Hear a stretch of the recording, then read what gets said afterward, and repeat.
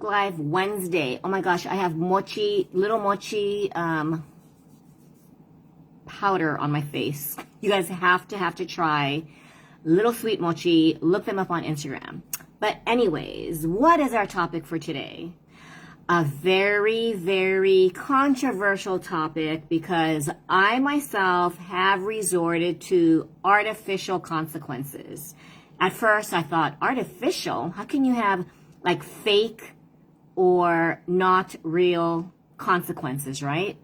What's the opposite of artificial consequences? It is natural consequences. Why do we need natural consequences, and why are they better than artificial consequences? Well, let me read this little statement. Any consequences that are created to punish are not logical from the child's eyes, unless you count, I want you to suffer for your action as good logic, right? Many of us, it's like, if you decide to do that, then I'm going to take your phone away for 2 weeks. I'm going to forbid you to play video games for the next fill in the blank, right? So it comes off as vindictive. So using so-called logical consequences from a parent's perspective is counterproductive. And let me explain why. And I preface this by saying, I am not lecturing, I am not judging, and I'm not telling you what to do, but as all my Facebook Lives and parenting tips are for, it's just to open your eyes to something different. And I'm just sharing the research that I've done. And I just realized that I parented, my children are now 19 and 25. Would I have parented them differently? Definitely. What would I have done differently? Hey, Adam. What would I have done differently regarding raising my children? I think I did do a lot of negative consequences, right? I did the praise, but if they did something that I felt broke the rules, I did not tie it into the rule that they broke, right?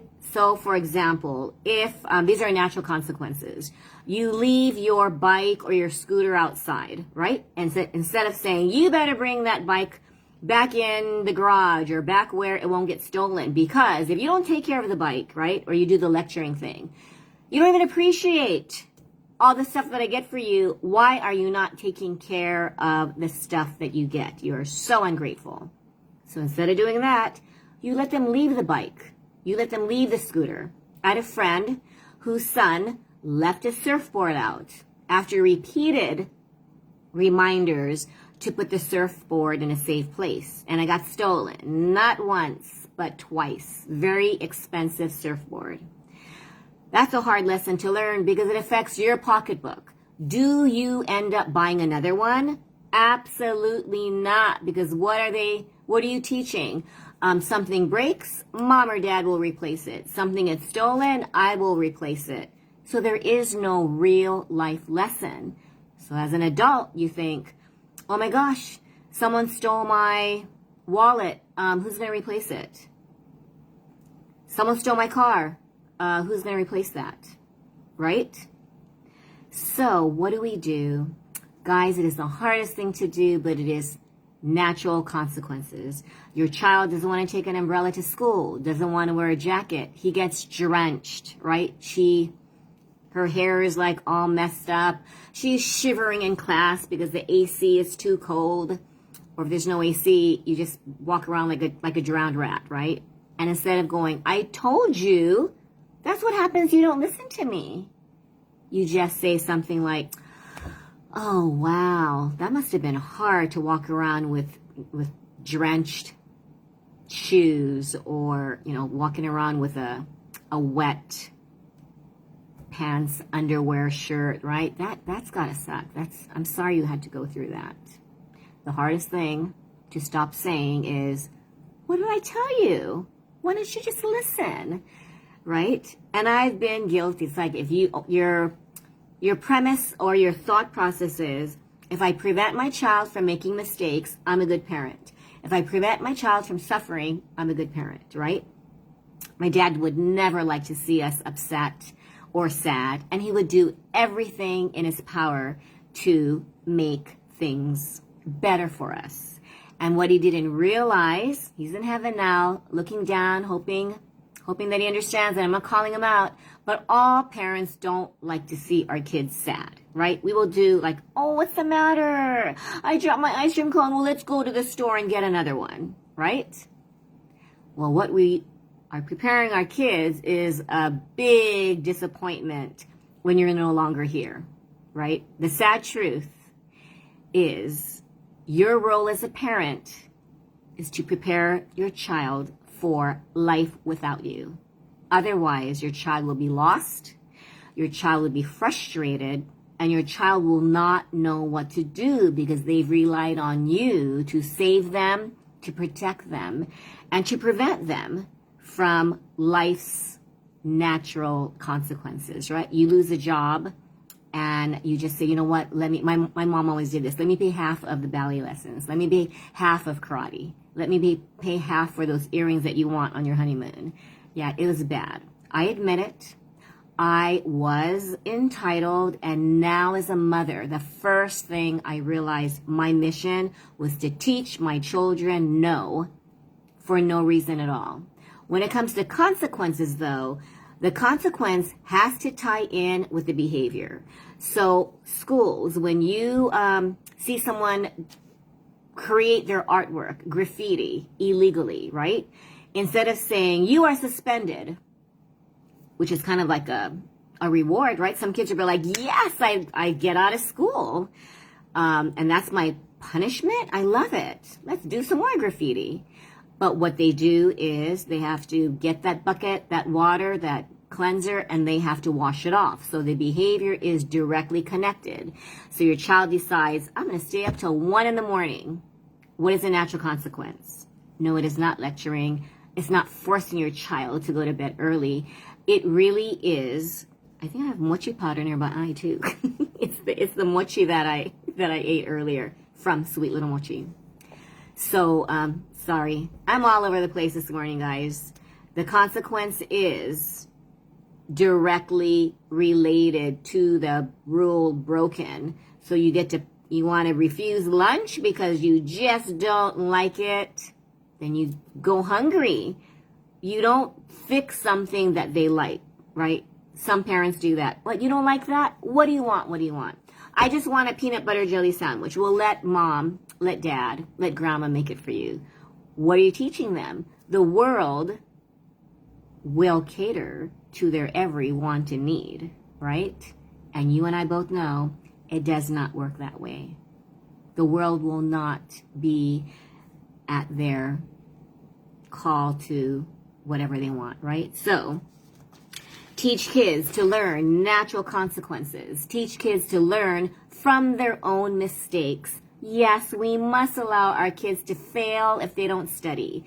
We must allow our kids to go late, to log on late with distance learning, to go to school late, because that is a natural consequence. They might wake up at 2 p.m. They might miss the entire class. What is the lesson? They will miss instruction. They will miss school. They will be tardy or absent and miss maybe an exam that is not allowed to be made up. That's a tough consequence. Instead of saying, you better wake up. You better wake up. Why aren't you logging on? Why is your camera on? Then you sound like a nagging parent. And believe me, I am not in any way, shape, or form judging anyone who does this, because I've been guilty. At 19, I gently wake her up and say, oh, I just want to let you know that I'm leaving, and you start work in an hour or so. Bye. And I do have an ulterior motive, right? To make sure that my daughter's up. And as she looks at me and says bye and falls back to sleep, I have to release it. My friend Deslin always reminds me, if your child gets fired, if your child has a negative natural consequence, it's not on you. You are not a bad parent, right? Hey, Des, we're not bad parents for just allowing our children to learn natural consequences. So if they don't do their homework, you don't say, wait a minute, did you not do their homework? Why is it late? Why did you get a bad grade? Why did you? No. You know what? No video games for a week. Or you're not going to go to, let's say they want, there's a birthday party. And I've done this. I actually drove my 10-year-old to a birthday party and found out she had not done her homework. And she said, Mom, it's Saturday. I'll do it tomorrow. And I said, you drop off the gift, you come back in the car, and you tell them you can't go to the party. And she says, because I didn't do my homework that's due Monday and it's Saturday? And I go, yeah, because I said that all homework should be done. I don't know if I said that. And she goes, but it's Saturday. I'm getting straight A's, and you know that I'm going to do it. And I said, but you shouldn't have fun without completing your work. And I was just so adamant. And she was crying. She said, so I'm going to go in there and say that I can't be at the birthday party because I didn't do my homework that's due Monday. And I go, yeah, you tell them that. She will never forget this. She walked in, gave the birthday gift, told them, all the kids probably thought, oh my gosh, your mom's a wicked witch. Got in the car, went home, did her homework reluctantly, probably had a lot of resentment, and was the punishment, there wasn't even, when you think about it, you commit a crime, and then you get the punishment. The crime was what? Not finishing homework that was supposed to have been done according to my fictitious deadline, and she was a good student, but I just thought, I'm going to teach her that you must do work before you play.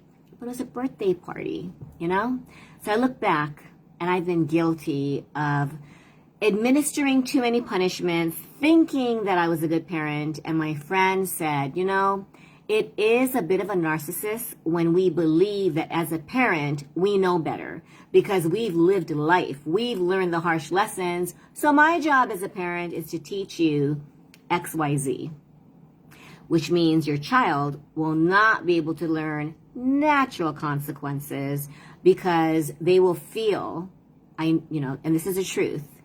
Ask yourself, did I try to hide and lie to avoid the punishment? Because I knew, right? You know that if you broke this rule, then I will get punished. We've all done that, right? I remember flying home 80 miles an hour, wanting to make sure that I snuck into bed before my midnight curfew. It might have been 1.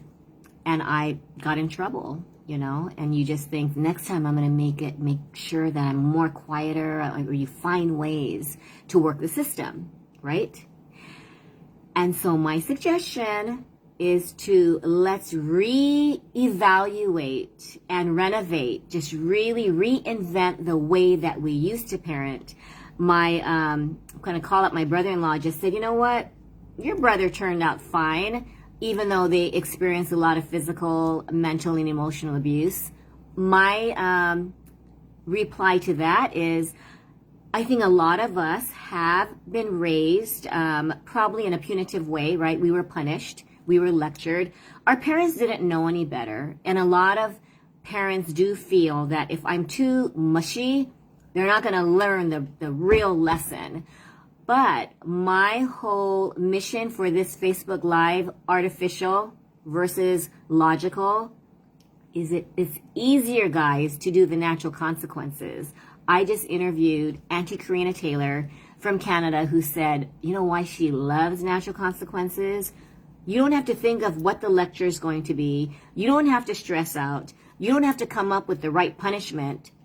And oftentimes, I don't know if you do this, but my punishment is directly related to how pissed off I am. So the more I feel they disrespect me, right? Those rolling eyes. If your child rolls your eyes, that is a huge sign that they do not agree with the punishment. And I'm not saying they're supposed to agree with the punishment, but they are feeling inside, oh my gosh, this is so ridiculous. I don't know why my parent doesn't empathize with me or understand me.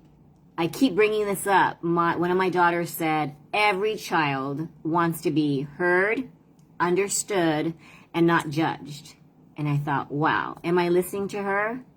Probably not always. Am I making her feel understood? Definitely not. Whenever you find resistance, your child is saying, you don't understand me, you don't get it.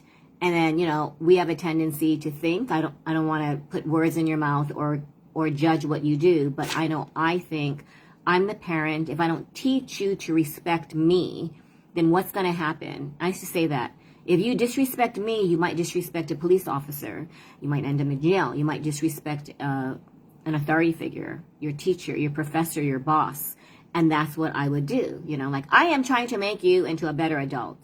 But as I'm doing that, I come off as very like, I know better, so you better do what I tell you to, or else, like this said, right? I want you to suffer for your action. Why? Because you disrespected me. It goes far beyond disrespect. If your child is disrespecting you, what is a natural consequence to that? Maybe sitting down and finding out what's going on. Because sometimes there's a deep, deep, deep underlying layer that you don't even understand why, right? If you're an empath and you kind of feel like something's going on, but if you're in the midst of your own agenda, you just see your child being disrespectful, not listening, giving you a hard time, right? Pushing your buttons, and all you're trying to do is be an effective parent.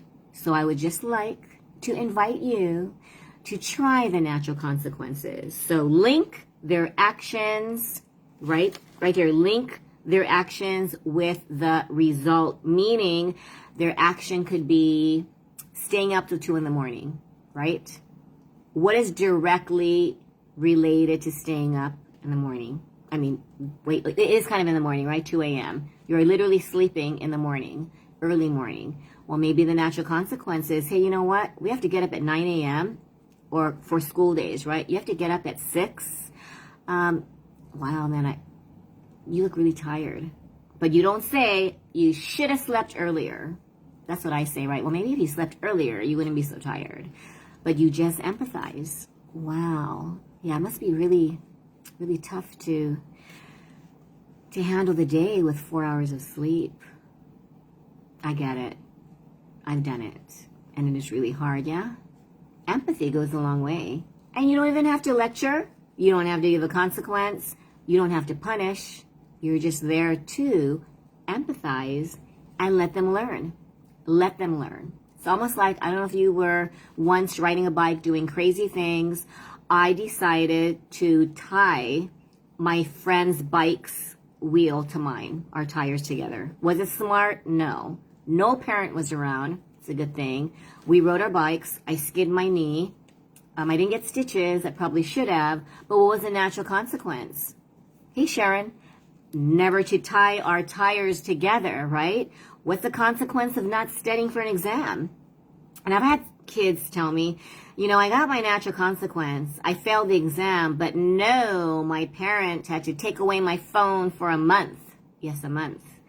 Another person who shall be not named took her daughter's phone away for a quarter. And I get it, but a whole quarter, that's like over 3 months, right? And it was because her daughter got a D. Or maybe it was a D or an F. And I get it. I have done that. But the direct consequence is the grade. The grade is the natural consequence. Do you need to add on? Right? Do you need to add on? It's just an opinion. It's a question to ask yourself. And the last thing I'd like you to just contemplate is put yourself in your child's shoes at that age. So you have an 8-year-old, put yourself in your 8-year-old shoes. Was cleaning your room a priority? Was brushing your teeth a priority? It could have been, but remember now, your child is your flesh and blood, but your child has a total different software program, right? Like, I could not imagine not doing my homework. And then I have kids who would never not do their homework. But then you have other kids whose parents are honor roll students who think, you know what, this is stupid, I'm not doing it. Why? Because I think it's stupid and I don't see any real life value from doing this stupid assignment. What do you say? Well, you could try to tell them, well, the reason why, maybe why do you think the teacher gave you this assignment? I have no idea, because she's stupid. And I know my cousin Yoli always says there is a reason, whether it is a mental discipline, whether it's a problem-solving skill that the child, could benefit from. If anything, it is a discipline in doing tasks that you just don't want to do, right? When I worked at McDonald's, you have to clean the toilets. That has nothing to do with selling fast food, but there are jobs in life that you and I know we have to do even though we don't want to file our taxes. We don't want to do laundry. We don't want to cook. We don't want to put gas in our car. So we are teaching our kids that some tasks in life need to be done. Do they need to like it? No. I tell my students all the time, you can hate every minute of it. You just got to do it. Like Nike says, just do it, right? But I think I've done it. Just stop complaining and just do it. You're making the task longer than it is. And I don't know how many of you remember Charlie Brown's teacher. This is what you sound like to your kids. Wah, wah, wah, wah, wah, wah. But you sound to yourself that you're sharing these wonderful words of wisdom. And if your kid could only follow what you say, they will become a really respectful, responsible, resilient adult. But how can you build resilience without suffering? How can you build, responsibility without being lectured? That's something to contemplate. So I'm never telling you what to do or how to do parenting or even scolding you. My whole mission is to just help everyone open their minds a little. And my mission is to revolutionize, reinvent, and just kind of redo the parenting that we do today. Because my personal opinion is the way that we parented in the past will not work. It might work short term. I just read negative consequences will work for the short term, right? Because they don't want the yelling or the screaming or the physical punishment. So it'll work now. But will they really learn the life lesson that you wanted to teach, which does not involve fear? So I'm going to end with, I believe that if we teach children to trust themselves, and my friend Declan Hockey has reminded me of this, what do we want our parents as a child to do? We want our parents to trust our judgment. We don't want our parents to criticize us. And we want our parents to know that, I've got this, right? So your child is thinking, Mom, I've got this. Don't worry. And we're thinking, I don't think you've got this. No. Even if they don't know and they are going towards that bad path, I invite you to let them go. It's like the road less traveled. Let them go. Let them experiment. Let them experience, as long as it's not harming their health, right?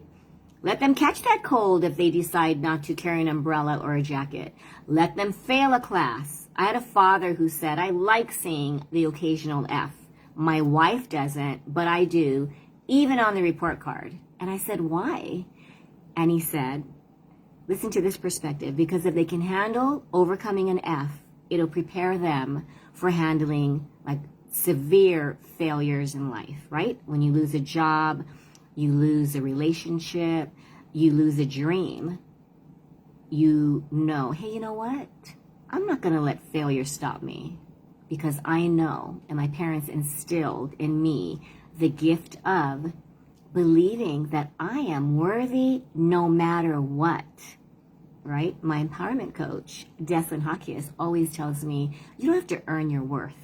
You are worthy exactly the way you are. And that, my friend, as a parent, if we teach our kids that they are worthy no matter what grade they get, they are worthy even if they don't log on your distance learning, they are tardy, they don't study for a test, guess what? Natural consequence, maybe you get the occasional, not so great grade, but they are great exactly the way they are.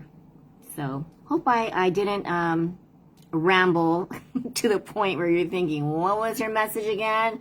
The message was, in a little nutshell, artificial consequence, which is, right, I'm going to take your phone away for a month, which I've done, versus, oh, you got up late and you missed the whole day of school? Wow. And that's it. You don't have to do the lecturing. You don't have to do the severe punishments. You just listen, you empathize, and you think, my mom used to always say this, you know what? I don't think you can do that again. You make a mistake one time, you're not going to do it again. And you know what? Sometimes we repeat the mistake, but guess what?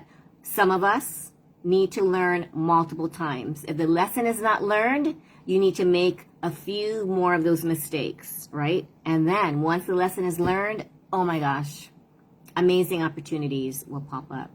So let me know what you guys think. Comment, message me. Let me know if there are any other messages or parenting tips. Please follow me on TikTok, Letting Go with Aloha. I am doing all 100 parenting tips via TikTok. Please subscribe to my YouTube channel, Letting Go with Aloha. Please follow my friend Jess at Healing with Aloha. We are going to be doing a workshop every Saturday, starting July 3rd, 5 p.m. Hawaii time, 8 p.m. Pacific Standard Time, right? And we are on fire, guys. And I hope you guys have a wonderful, magical Wednesday. And if you find yourself feeling frustrated, tell yourself, oh my gosh, Laura used to live in this house that I'm in.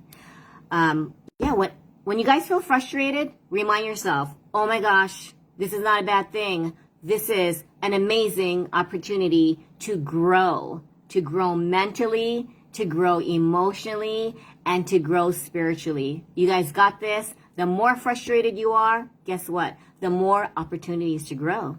So it's a great thing. Hey, Laura. And thank you, Jazz. Thank you, Sharon. See you guys later. Bye.